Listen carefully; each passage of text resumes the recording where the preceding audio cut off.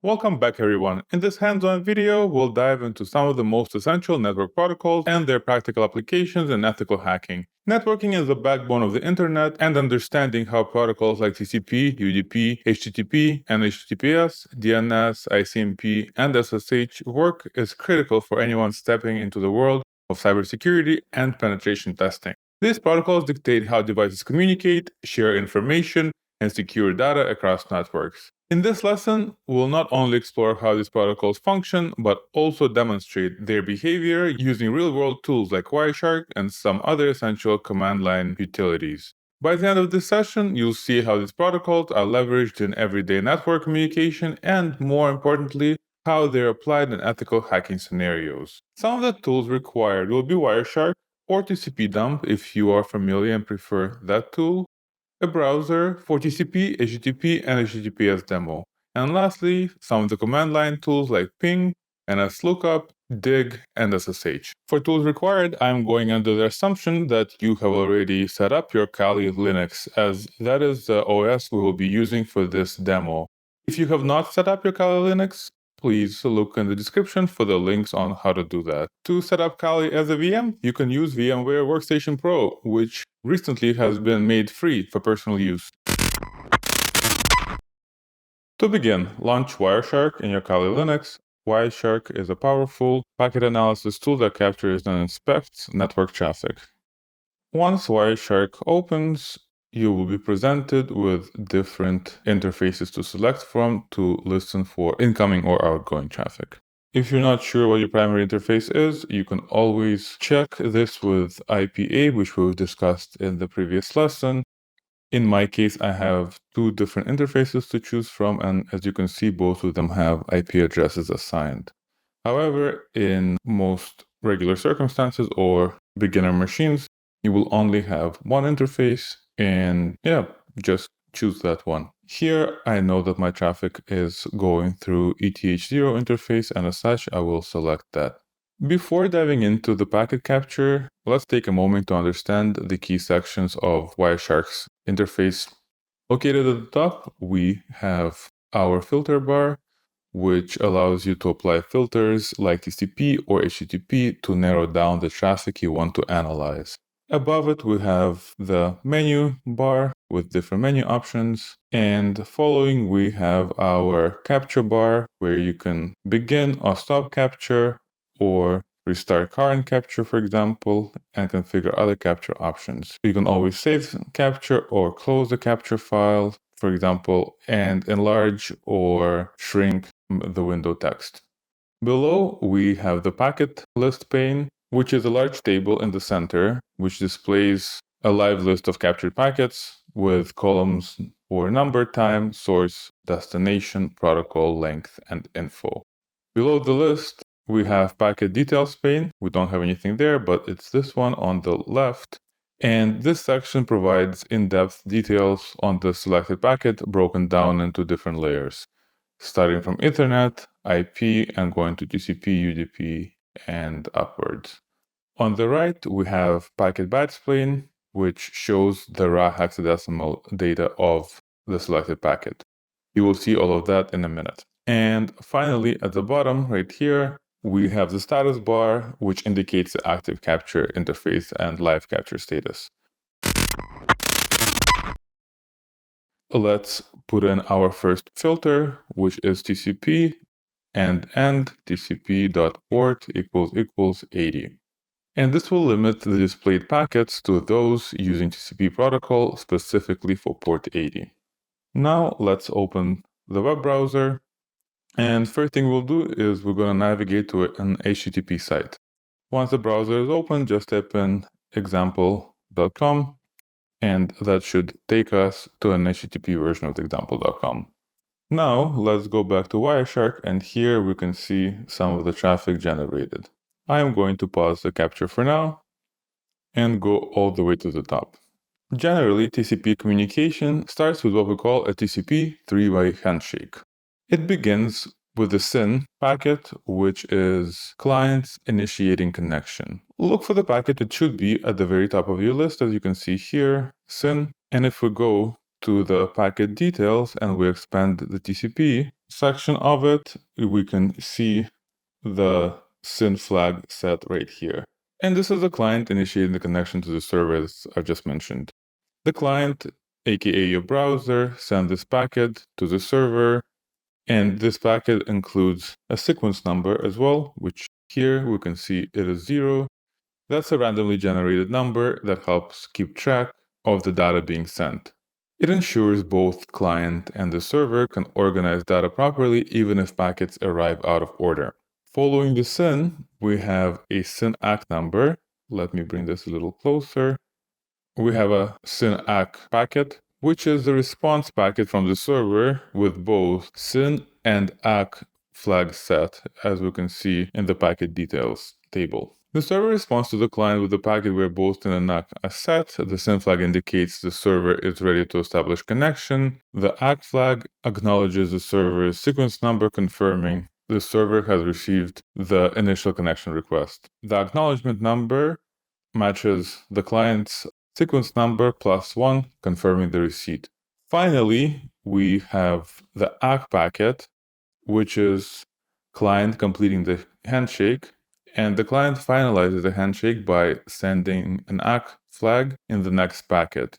The acknowledgement number confirms receipts of the server's sequence number, and at this point, both sides are synchronized to begin data transmission. The three-way handshake ensures a reliable connection is established before any data is exchanged.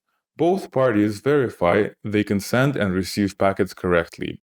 TCP tracks sequence numbers for each packet, ensuring data arrives in the correct order, and if a packet is lost during transmission, TCP detects the issue and requests retransmission. This was a basic demo showing how TCP's design prioritizes reliability, making it ideal for tasks requiring accurate and ordered data transfer. Now that we've explored TCP and how to establish a reliable connection, let's see how one of the most widely used application layer protocols, HTTP, works on top of it. Every time you load a web page, HTTP uses TCP to ensure that the data, like HTML, images, and scripts, arrives intact and in order. Let's dive deeper by examining the HTTP now. So here, we can simply change the filter to HTTP and locate the first HTTP packet, which should be a GET request. GET requests are sent by the client to the server requesting resources like the web page or its components. Here, if you go into the packet details, you can see various fields like request method, which is GET in our case. We can also have request URI. Since there is no subpages, it just brings us to the root. Next, we have host, which indicates the domain being accessed. Another cool header we have here is user agent, which identifies the browser or application making the request. We will also go in much more detail about HTTP headers when we start to discuss web application penetration testing. Next, let's find the server's response to the client, which is pretty much the next HTTP packet. Here we have status code 200. Status code indicates the success or failure of the request. So here we have 200, okay. If you look a bit down, next we have 404, which stands for resource not found. Some of the interesting headers to see here is content type. This specifies the type of data returned. In this case, we have text and HTML for web pages. For images, it could be something like image/PNG. Then we also have payload. Well, it's not actually called payload here, it's called line-based text data, but this is the payload, and that's actual data such as the HTML data of the web page that is returned. Notice we can see the whole response in clear text. HTTP traffic is actually unencrypted, so you can directly see sensitive data like logins, credentials, session cookies, or API keys if sent via HTTP. In this case, there was nothing sensitive. However, let us go to another website where I can actually show you sensitive information being transmitted. So iKinetics have this Vuln web app to test their vulnerability scanner. However, we could also use it just for this demo. to show how unsecure HTTP is and that if you submit credentials through an unprotected page, they can be captured. So I've submitted my credentials here. Now let's go back to Wireshark. Check it out. Oh, actually, I was not capturing this request. So let's go back. Let's capture traffic again. We'll continue without saving. And I'm going to press login. And I'm going to stop again. We only have 2 packets here. Notice instead of get, now we have a post request. If you scroll down and you go to HTML form URL encoded and you expand it, you can see right here the username and the password that were submitted. And even though this is supposed to be a sensitive info, we could capture the traffic and see that. As you can see, HTTP transmits data in plain text, meaning anyone intercepting the traffic can read the information. And this exposes us to various security risks, such as credential leakage through a login page, session hijacking if you can capture unencrypted cookies that allow attackers to impersonate users, and ethical hackers often look for unencrypted communication during reconnaissance to identify vulnerabilities. Using Wireshark or TCP dump, if you're pentesting an internal network and the client is using HTTP for some sort of sensitive information, you can definitely exploit that protocol, even if you were not able to exploit it on a pen test. That is still a finding that you should report to the client. With HTTP's vulnerabilities in mind, it's clear why secure alternatives are necessary. So let's explore HTTPS, which adds encryption to protect against these attacks. In order to filter for HTTPS, let's change the filter to TCP port equals 443.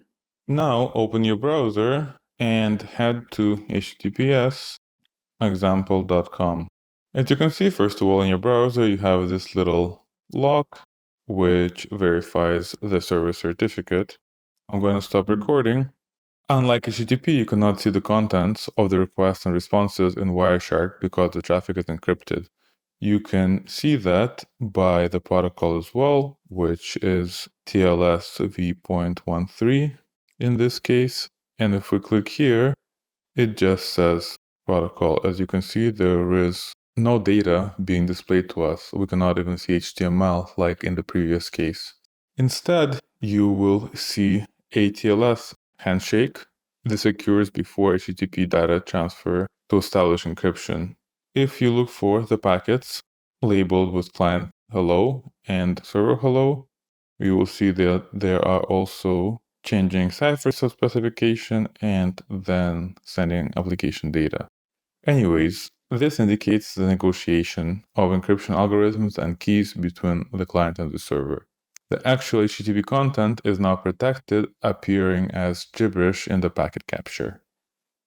So if we just click on a packet that says application data, application data, application data, there is nothing here. And even if we scroll through the hex, it's all just gibberish.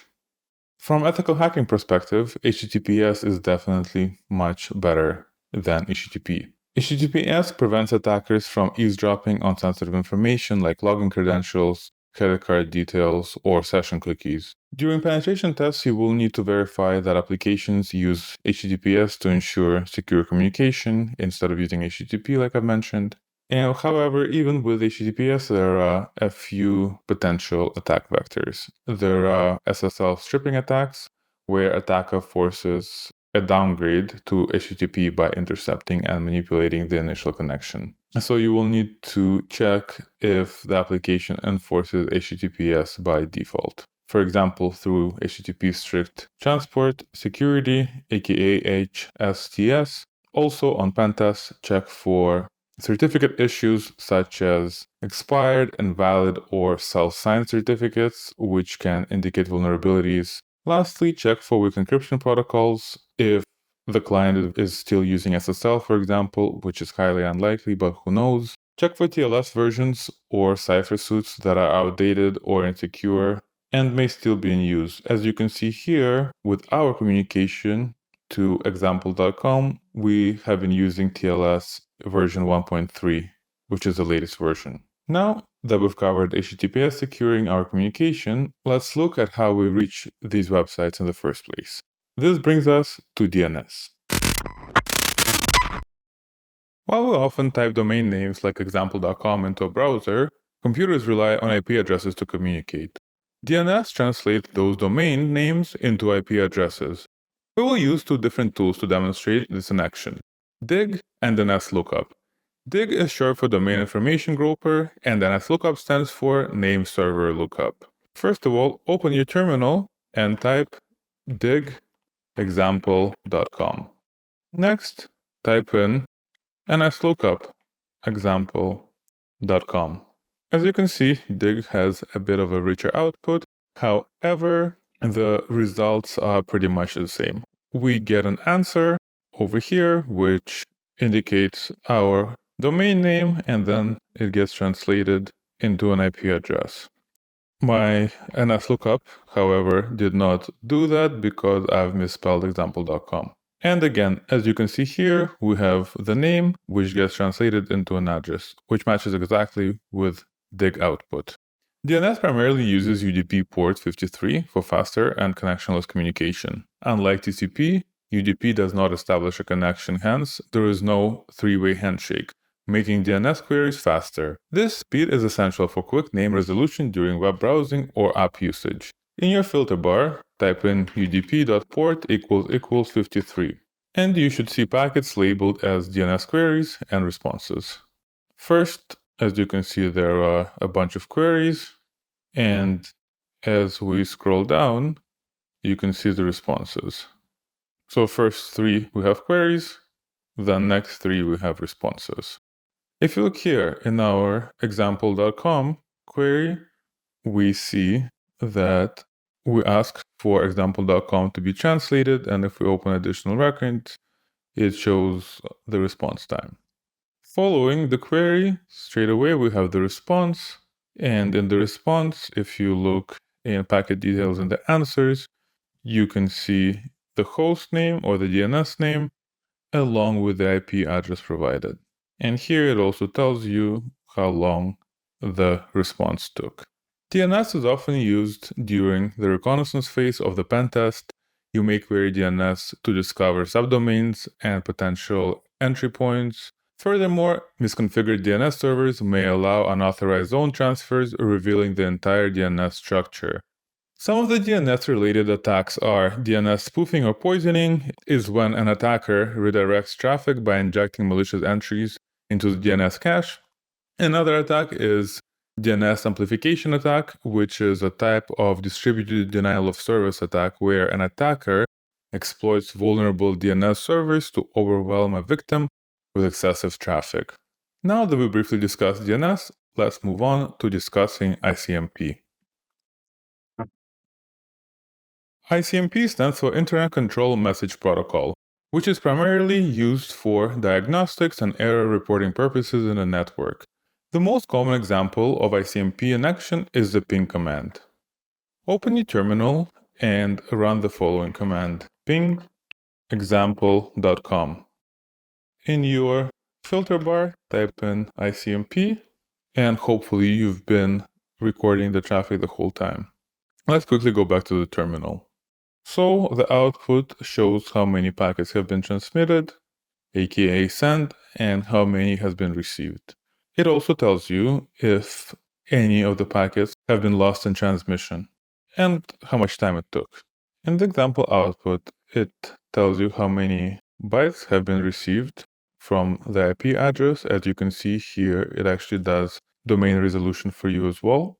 Then it tells you the sequence number of the packet received, followed by TTL. TTL means time to live, and in the ICMP packet that prevents the packet from propagating back and forth between different hosts forever. So as soon as it touches a router, the time to live decreases by 1. So this TTL has 128 different attempts to reach its destination. And lastly, we see how long the response took. You can also use ping TTL values to fingerprint operating system. For example, Windows by default will return a value near 32 or 128, and Linux by default will return a value around 63 or 64. Now let's go to Wireshark and observe some of the details here as well. Well, here we have type and code, which indicate the purpose of the message. For example, type 8 stands for echo request, type 0 stands for echo reply. We also have checksum, which is used for error checking the message, and the data section contains the payload sent with ping. As you can see, it's a bunch of random characters. ICMP is often used during network scanning to discover active hosts. Tools like Ping and Nmap leverage ICMP for this purpose. Malicious actors may exploit ICMP to overwhelm a target with a flood of packets, consuming resources and disrupting services. Also, there is another command, which is traceroute, which tells you how many hops it took to get to a destination. Let me try that again. Here, for some reason, it says destination unreachable. Let me try this by IP address instead. This is actually a good example of when your system cannot reach the desired system. And even though unintentionally, this demonstrates the power of networking tools, which may indicate the connectivity issues that you have. Let's try example.com again. And seems like ping itself actually works. However, for whatever reason, traceroute does not. And for whatever reason, the traceroute just could not do it. It seems like it took 30 hops, which would be the max, and it did not succeed. Well, with ICMP, we've seen how network diagnostics work at a very basic level, and their importance in understanding and troubleshooting connectivity. Now let's move on to our final protocol, which is SSH. SSH, which stands for Secure Shell, is a protocol used to secure remote login and command execution on another machine. SSH encrypts communication, making it a critical tool for secure network management and ethical hacking. If you get SSH credentials or SSH private key from a victim system during a penetration test, this will grant you a foothold onto that system. I will not be demonstrating how to set up a SSH server, however, let's explore how to use SSH to connect to a remote server. Well, first of all, open your terminal, and we will use the following command. As you can see, the first command is simply SSH, followed by a username, and then the IP address of the SSH server system that you want to connect to. You can replace username with the server's username and the remote server IP, whichever one you'd be using in your case. If it's your first connection to the server, you'll be prompted to accept the server's public key, fingerprint. However, this is not my first connection, and thus you won't see it here. However, accepting the fingerprint adds the server to your known hosts file, which prevents man-in-the-middle attacks in the future connections. And now that I've typed the password, I am in. As you can see here, it says there's a welcome message, and if I type in IPA, you will see the exact same IP address as I've typed in here. Now this is done, let's pause Wireshark and go over the results. Let's quickly filter by SSH. And here we have our connection. When an SSH connection is initiated, as shown in the Wireshark capture, the initial handshake involves an exchange of protocol versions and key negotiation. The client and the server first communicate their SSH version, as can be seen right here. So one was SSH 2.0 OpenSSH 9.6 P1, and the other one of the server was 8.9 P1. Following this, the key exchange process begins. This includes the Diffie-Hellman key exchange, where both parties generate a shared secret key without transmitting it directly over the network. This shared key is used to secure the session. In the capture, you can see distinct steps as such. We have key exchange. That's when the client and the server exchange parameters required to generate the secret key. This can be seen right here. You can see algorithms and whatnot. and a bunch of other technical stuff. Following the key exchange initiation, we have Diffie-Hellman key exchange, where both parties compute and exchange public values, ensuring the shared key is established securely. And lastly, we have new keys. At this point, the session is encrypted using the agreed-upon key and algorithms. Once this handshake is complete, all subsequent communication is encrypted. This encryption ensures that the data captured in the Wireshark appears unreadable. SSH commonly uses RSA for key exchange and AES for encrypting session data, ensuring both confidentiality and data integrity. I won't get deep into these acronyms yet, but take a note of them nevertheless. Unlike the plaintext protocols like HTTP or Telnet, SSH prevents attackers from reading or modifying data in transit, making it a secure choice for remote communication. As you can see, in the Wireshark hexadecimal view, it is just a bunch of gibberish, which we cannot really dissect. We could also use SSH to transfer files securely. That way, the content of the file will not be readable to any adversaries that may perform man-in-the-middle attack. So let me create a test file. We will just name it test.txt. And then you can use scp command, which uses SSH, to transfer this file to the other system. And this would be the format. If my path is correct, this should do the trick.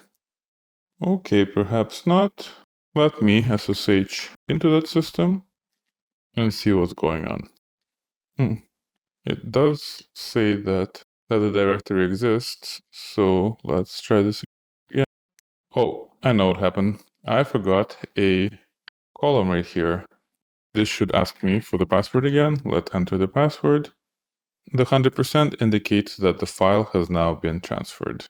As you can see, SSH can be used for various operations. SSH is often used during post-exploitation when an attacker gains access to a system and wants to securely manage it remotely. Pen testers may look for misconfigured SSH settings such as weak password or exposed keys to gain unauthorized access. Disabling root login and ensuring the server uses non-standard port may reduce the attack surface. With SSH, we've demonstrated how secure remote access is established and why encryption is vital. This concludes our overview of some of the popular network protocols in action. In this session, we've taken a deep dive into some of the most fundamental network protocols: TCP, UDP, HTTP, HTTPS, DNS, ICMP, and SSH. Each protocol serves a unique purpose in the realm of networking, and we've connected these practical demonstrations to their relevance in ethical hacking. Nevertheless, this is just the tip of the iceberg, and there are many more protocols you will run into during pen testing, such as FTP, SMB, Kerberos, LMNR, and so on. To further your understanding, try these protocols in your own lab environment using tools like Wireshark or TCP-dump. In our next session, we will build on the concepts we've covered today and we'll explore the port that these protocols are using. We will cover some of the port scanner tools that will help us discover open ports on targeted systems. If you find this video helpful, make sure to like, comment, and subscribe, and let us know what you want to see next. See you in the next lesson.